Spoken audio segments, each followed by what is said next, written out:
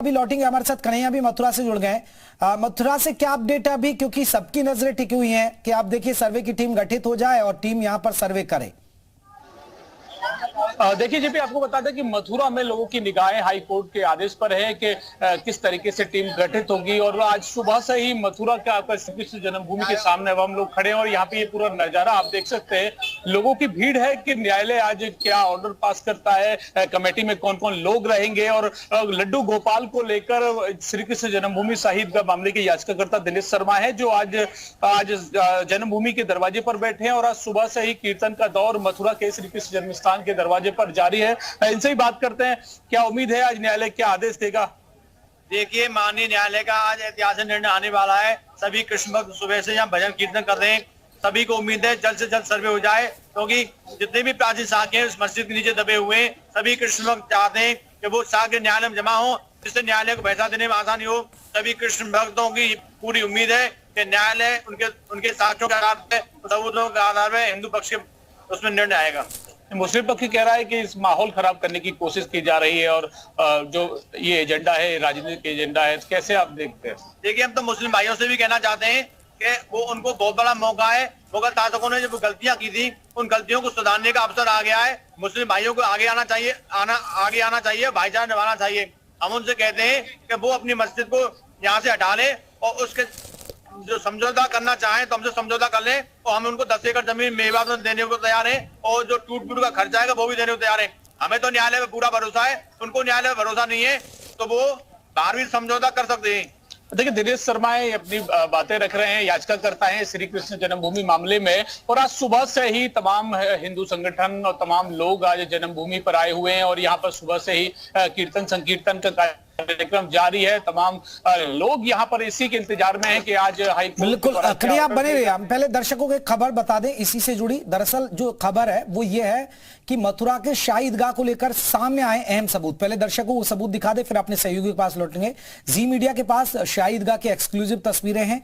हिंदू पक्ष का दावा है कि तस्वीरें शाही ईदगाह के अंदर की हैं। तो मस्जिद की दीवारों पर ओम और कमल के निशान है। कुछ तस्वीरें साल 1953 में ईदगाह के पास खुदाई के दौरान की हैं। खुदाई के दौरान कई विग्रह, आपको बता दें गृह विग्रह मिले हैं। हिंदू पक्ष के मुताबिक कोर्ट कमीशन की सामने ये बातें रखी जाएंगी। कन्हैया हमारे साथ जुड़े। कन्हैया, जो याचिकाकर्ता उनसे भी पूछिए, क्योंकि जी मीडिया भी एक्सक्लूसिव कुछ तस्वीरें दिखा रहा, ओम कमल के निशान दिखे, तो क्या इनको भी भरोसा है कि अंदर यही चीजें हैं जो साक्ष्य निकल कर आ रहे, धीरे धीरे सबूत जो निकल कर आ रहे।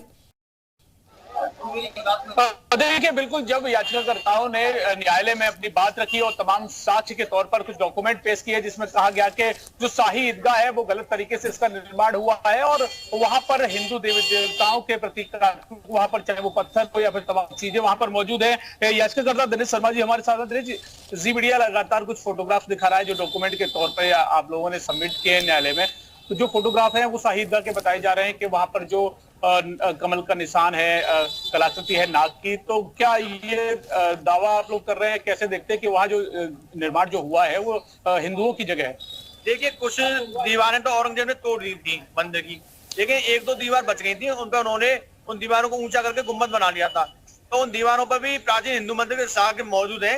और उस मस्जिद के नीचे सबसे ज्यादा साक्ष्य मिलेंगे, क्योंकि मंदिर तोड़कर जो मलबा इकट्ठा किया गया था उसमें पत्थर थे, उन प्राचीन शिलालेख थे। उन पत्थरों पर प्राचीन कलाकृतियां गढ़ी हुई थी और प्राचीन शिलालेख थे। पुष्प का निशान था, शंख का निशान था, शेषनाग का निशान था, स्वास्थ्य का निशान था, सुदर्शन चक्र का निशान था। तो जितने भी हिंदू मंदिर में प्राचीन कलाकृतियां होती हैं वो सारे सागे आज भी। चलिए कन्हैया, ये कहा है कि मौजूद है। हमारे साथ विवेक भी जुड़े। विवेक, अगर हम बात करें, क्या विवेक ये जो साक्ष्य हम दिखा रहे हैं, विवेक कुछ तस्वीरें भी दिखा रहे हैं और जो हिंदू पक्ष दावा कर रहा है, तो क्या ये कोर्ट के सामने भी रखे गए हिंदू पक्ष की तरफ से कुछ गृह विग्रह निशान।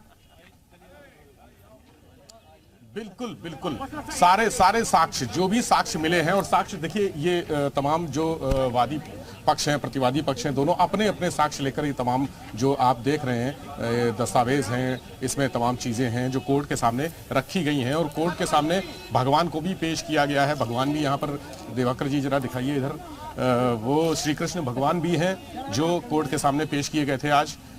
ये एक जो 18 में से एक में ये वादी हैं और यहाँ पर भगवान श्री कृष्ण को लेकर आए थे। तो आप ये बताइए, आप भगवान की पेशी हुई है आज, कौन कौन से साक्ष्य आपने कोर्ट को दिए हैं? हमारी तरफ से साक्ष्य रखे गए हैं कि जो शाही ईदगाह है ना, वो तथाकथित शाही ईदगाह है, वो भगवान श्री कृष्ण का मूल गर्भगृह है, जिसको 1968 में जो फैसला किया गया था ना, उसमें कुछ सरकार का भी दबाव रहा, राष्ट्रपति शासन उत्तर प्रदेश में लगाया गया।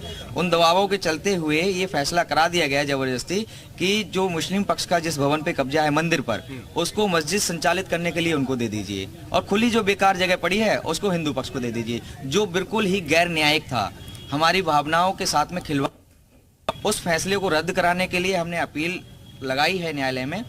दूसरी बात है कि शाही ईदगाह जिसे कहते हैं, उसके अंदर एक कुआं है, कुएं में से तोरण द्वार एक निकला था। वो तोरण द्वार सनातन का प्रतीक है, भगवान श्री कृष्ण का। उसके विषय में एएसआई ने सर्वे भी किया था, और अपने मथुरा की जो म्यूजियम है ना, उसमें वो तोरण द्वार रखा हुआ है, उसके साक्ष्य भी हैं। वो साक्ष्य भी हमने एएसआई के जो है कोर्ट में प्रस्तुत, उसकी फोटो वगैरह लगाई होगी, फोटोज हैं, और उसके एएसआई के जो रिकॉर्ड्स हैं ना, वो भी हमने पेश किए हैं। एएसआई के तमाम रिकॉर्ड जो सर्वे हुआ था, वो रिकॉर्ड आपने पेश किए कोर्ट। दूसरी बात ये है कि जो शाही ईदगाह का जो समझौता कराया गया था, वो किसी जनता की भावनाओं को देखते हुए नहीं कराया गया, वो आपसी दो लोगों के बीच का कराया हुआ फैसला है। इसलिए ये भगवान श्री कृष्ण कोई एक दो लोगों के बीच की चीज नहीं है।